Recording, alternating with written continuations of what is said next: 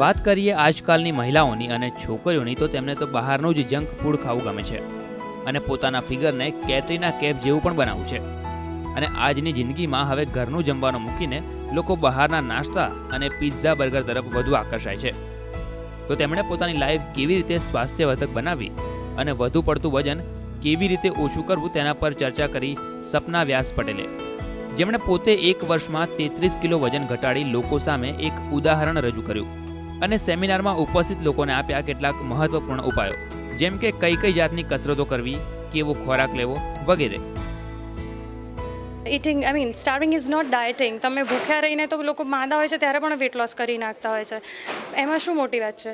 You have to reduce weight in a systematic way, તો જ તમારું વેટ સસ્ટેન થશે. તમારે પ્રોપર ડાયટિંગ એટલે કે ઇટિંગ રાઇટ ટાઈમે ખાવું, નિયમિતતા રાખવી, ડિસિપ્લિનમાં રહેવું, તો જ વેટ લોસ થઈ શકે. સો ધ ઇઝી ઓપ્શન તો ભૂખ્યા રહેવું છે, પણ એ ના ચૂઝ કરાય. You have to eat right.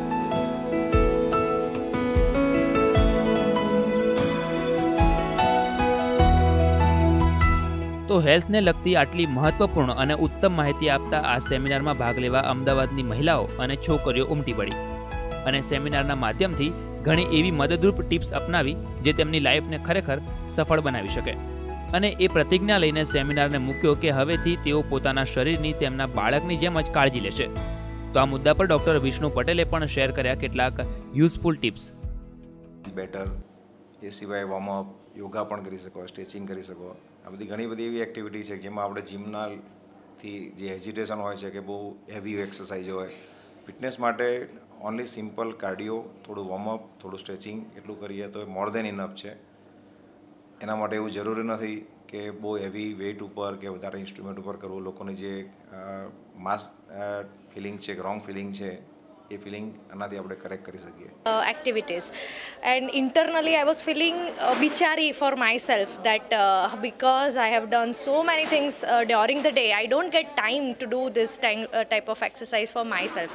And a boring thoughts માંથી it was such a motivational seminar કે મને બહાર નીકળતી વખતે એવું ફીલ થાય છે કે no from now onwards, not from tomorrow, હમણાંથી જ ફ્યુ ટિપ્સ મને જે हेल्पफुल થાય ને જે રીતે થાય હમણાંથી જ મારે શરૂ કરવું છે. टाइम पे किस चीज़ खाएं, बट वो सेमिनार में वो सारा हमको बताया गया और ये बहुत ही एक अच्छी बात है कि जो इस सेमिनार में उनको ये चीज़ नहीं बताई गई, बल्कि ये सब अपडेट्स जैसे सपना व्यास पटेल ने बोला वो फेसबुक पे डालेंगे, तो ओवरऑल एक जनरल पब्लिक को उन्होंने आइडिया दी कि क्या कब खाना चाहिए. फ़र्क पड़ेगा. मुझे ये पता चल गया अब सुबह में क्या खाना चाहिए, दोपहर में क्या, रात में क्या, एक बैलेंस डाइट क्या लेनी चाहिए. मुझे वो बहुत ही हेल्पफुल रहेगा और कितनी एक्टिविटी एक्सरसाइज करनी चाहिए वो भी काफ़ी पता चला यहाँ पे.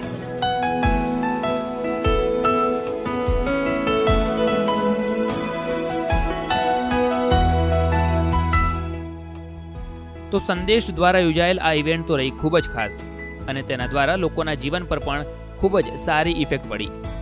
મહેઝબીન સૈયદ, સંદેશ ન્યૂઝ, અમદાવાદ.